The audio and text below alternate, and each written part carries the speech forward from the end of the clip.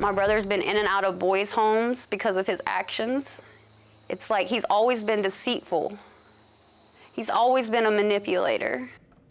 A troubled past and warnings to police that were ignored. The sister of a man accused of killing a Laranja mother and daughter is giving more insight tonight as we continue to learn more about the tragedy. Good evening, I'm Sharice Gibson. Today, the Tangipahoa Parish coroner said Callie Brunette died of multiple sharp force injuries. Her death led to last week's manhunt that ended in Jackson, Mississippi, where her 4-year-old daughter was also found dead. Now, we learned today that the FBI has taken over this investigation, and authorities say this was not the suspect, Daniel Callihan's first run-in with law enforcement. Paul Murphy spoke with the sister who called her brother a master manipulator. Dixie Hemphill is Daniel Callihan's younger sister. Callihan is accused of killing Callie Brunette in Louisiana and abducting her 2 children. Authorities say he killed Brunette's 3-year-old daughter in Mississippi while on the run. My brother's been in and out of boys' homes because of his actions. It's like he's always been deceitful. He's always been a manipulator. Hemphill says Callihan's master manipulation skills were on display Friday when he confessed to the crimes on live TV. I want to say I was sober and only on Lexapro and off Lexapro, and I'm also diagnosed borderline with a multiple personality disorder. I'm so angry at him. Where was the remorse? I will keep saying this. Where was the remorse in his interview?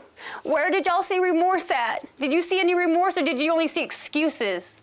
That's what his play is. That's what he does when he gets caught. And she says she's heard those excuses before. I've heard him talk about the ways he can get away with stuff. So is my other sister. We've heard, other people has. We've heard his mastermind plans, how medicine has a side effect that you can blame it on to get away with stuff. Hemphill claims her brother admitted to molesting a minor and possibly taking part in the murder of a missing Mississippi man, and that she tried to warn Mississippi authorities about her brother's erratic behavior, but her warnings were ignored. I contacted judges to try to get him in a mental home. I begged aldermen, I begged all kinds of people to help me put him at least in a mental home. According to authorities, Brunette had an on-again, off-again relationship with Callihan.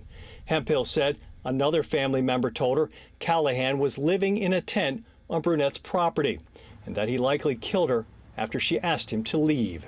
I think he was planning to do it. He plans and he plots. He's good at this. That's why I say he's a mastermind. Hemphill confirmed her brother was molested as a child and addicted to drugs. Did your brother do meth? Absolutely.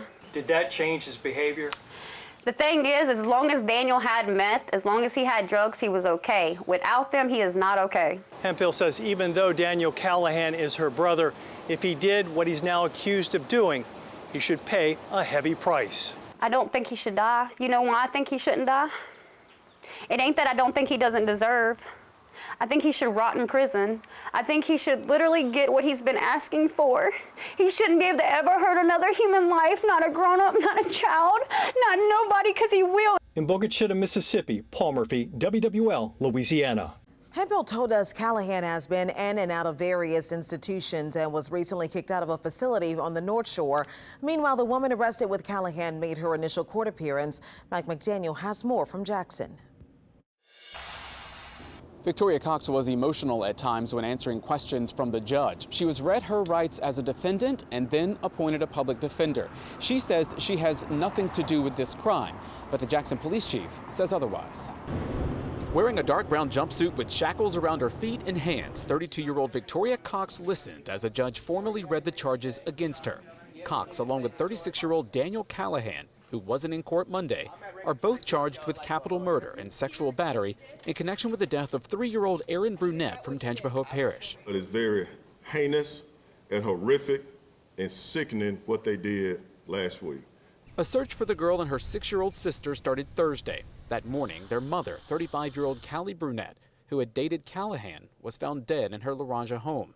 Her car and 2 young daughters were missing. My question is how and why did you come to Jackson, Mississippi? After being arrested, Jackson Police Chief Joseph Wade says Callihan led officers to the 2 young girls in a wooded area in South Jackson.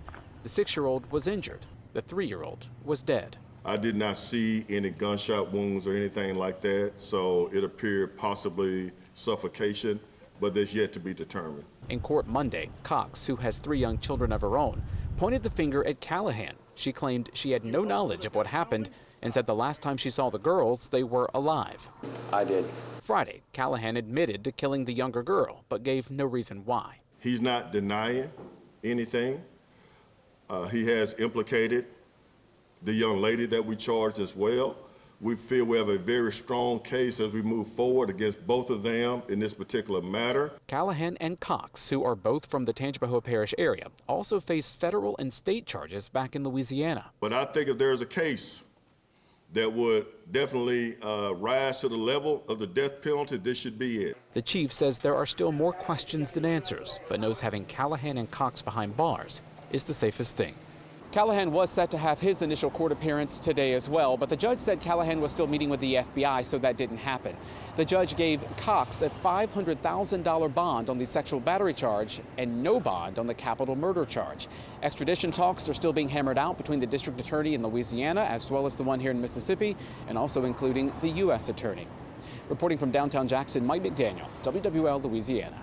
And again, one new piece of information we learned today is that Callie Brunette died of multiple sharp force injuries.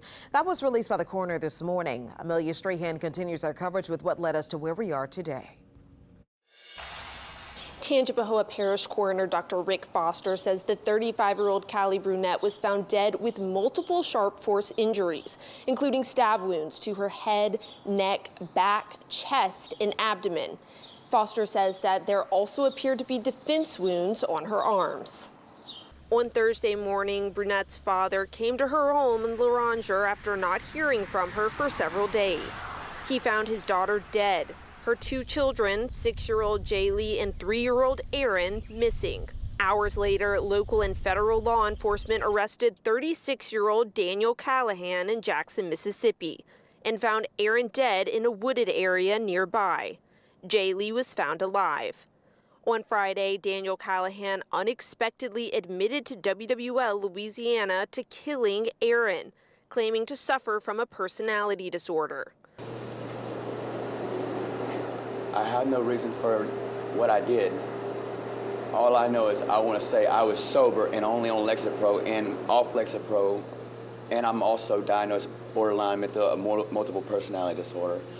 According to the Tangipahoa Parish Sheriff's Office, Callihan wasn't acting alone. 32-year-old Victoria Cox was identified as an accomplice. She is from the Tangipahoa Parish area. The relationship there, I believe that she and Callihan have been intimately involved recently. Callihan and Cox were both booked on sexual battery and capital murder. Reporting from Tangipahoa Parish, Amelia Strahan, WWL Louisiana. There will be more press conferences from officials scheduled in the coming days, and as new details continue to emerge in this tragedy, we want to keep you updated. You can follow us on air, online, and on our social media pages. That is for the very latest.